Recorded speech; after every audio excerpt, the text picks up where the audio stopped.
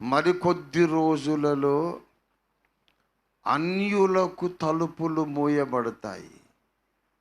యూదేతర అన్య జనాంగాలకు తలుపులు మూయబడి యూదులకు తలుపులు దేవుడు మళ్ళీ తెరిచే రోజు రాబోతుంది. అది ప్రసంగంలో ట్విస్ట్.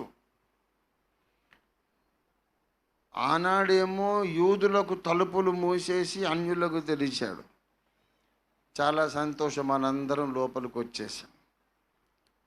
మరికొద్ది రోజుల్లో రివర్స్లో జరుగుతుంది ఇదే పని. అన్య జనాంగములకు రక్షణ పొందటానికి అవకాశము లేకుండా అన్య జనాంగములకు తలుపులు మూసి, అబ్రహాము సంతానమా రండిరా మీరిక రక్షణ పొందమని వాళ్లకు తలుపులు తెరుస్తాడు. ఇప్పుడు యూదులకు తలుపులు మూయబడిన దినం మట్టలాదివారం. ఇక రేపటి నుండి మీ పరిస్థితి బహుఘోరమని యేసయ్య ఏడ్చిన రోజు మట్టలాదివారం. ఇప్పుడు మనం చెబుతున్నాము, త్వరలోనే అన్యజనులు రక్షణ పొందలేని దినం వస్తుంది. ఎందుకు? మళ్ళీ 70వ వారం స్టార్ట్ అవుతుంది. 70వ 7 ఏండ్ల కాలం స్టార్ట్ అవుతుంది. 70వ వారం స్టార్ట్ అయితే ఒక 42 నెలలు వాళ్ళు ఇద్దరు రక్షణ పొందుతుంటారు. అన్యజనులు యూదులు కూడా 42 నెలలు మిశ్రమ కాలం. యూదుల రక్షణ, అన్యుల రక్షణ రెండు కలిసి జరిగేదే మొదటి అర్ధవారం. 42 నెలల కాలం యూదులు అన్యులు కలిసి ఒకటేసారి రక్షింపబడుతూ ఉంటారు. ఈ పాయింట్ మహాప్రాముఖ్యమైన పాయింట్.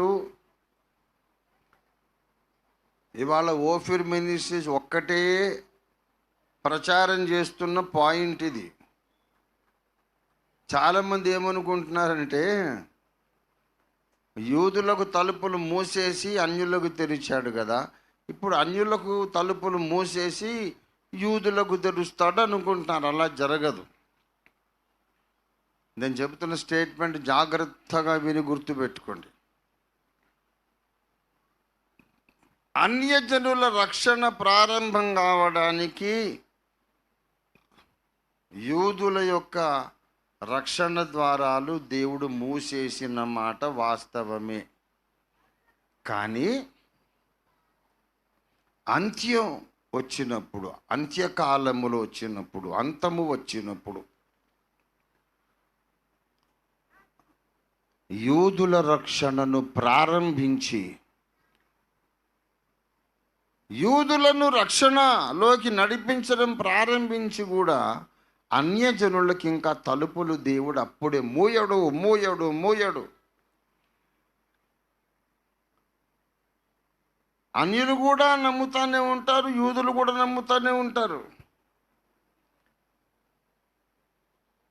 ఈ రెండు జనాంగాలు, యూదులు యూదేతరులు, అందరికీ రక్షణ ద్వారాలు తెరవబడి ఉండే కాలమే మహాశ్రమల కాలం. అదే 42 నెలల అర్ధవారం. దాన్ని ఏమంటాం? మొదటి అర్ధవారం. మరి అట్లా ఎందుకు సార్? ఇప్పుడు వాళ్ళకి తలుపులు మూసి మనకు ఓపెన్ చేసినప్పుడు మళ్ళీ వాళ్ళకు తలుపులు తెరవాలంటే మనకు క్లోజ్ చేయాలి కదా.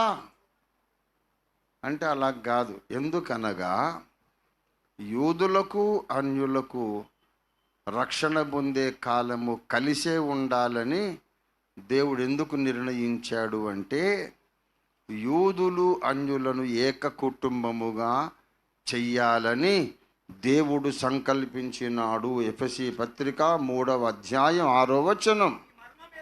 ఈ మర్మము ఏదనగా అన్యజనులు సువార్త వలన క్రీస్తు యేసునందు. Ephesians, the epistle written to Ephesians 3rd chapter 6th verse. Ephesians 3:6. ఈ మర్మమేదనగా అన్యజనులు సువార్త వలన క్రీస్తు యేసునందు. అబ్బబ్బబ్బ, యూదులతో పాటు సమాన వారసులు. కాబట్టి ఒకటే రోజు ఇద్దరు రక్షణ పొందితే తప్ప, అలా పొందకపోతేనే తప్పు.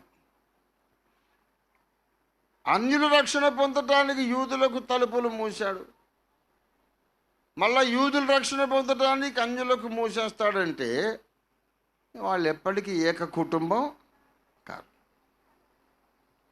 అన్యజనులు యూదులతో పాటు సమాన వారసులు కాబట్టి వాళ్లకు వీళ్లకు ఒకటేసారి తలుపులు బార్లా తెరిచేస్తాడు దేవుడు. అదే 70వ వారములోని మొదటి 3.5 ఏండ్ల కాలం. అందుకే ఎవడునూ లెక్క పెట్టలేనంతమంది రక్షణ పొందుతారు. ప్రకటన 7వ అధ్యాయంలో 9వ వచనంలో, అటు తరువాత నేను చూడగా, రెవల్యూషన్ 7 and 9 ప్లీజ్, ప్రతి జనములో నుండి, ప్రతి వంశములో నుండి, ప్రజలలో నుండి, ఆయా భాషలు మాట్లాడు వారిలో నుండి వచ్చి ఎవడు లెక్కింపజాలని గొప్ప సమూహము కనబడెను. ఎందుకు ఇంత గొప్ప సమూహము రక్షణ పొందుతారు అంటే దానికి కారణం యూదులు యూదేతరులు అందరికీ తలుపులు ఒకేసారి దేవుడు బార్లా తెరిచేస్తాడు. దేవుని స్తోత్రం కలుగును గాక. వీళ్ళందరూ ఎవరట? 7:14 ప్రకటన 7:14 వీరు మహాశ్రమలలో నుండి వచ్చిన వారు. Revelation 7th chapter 14th verse.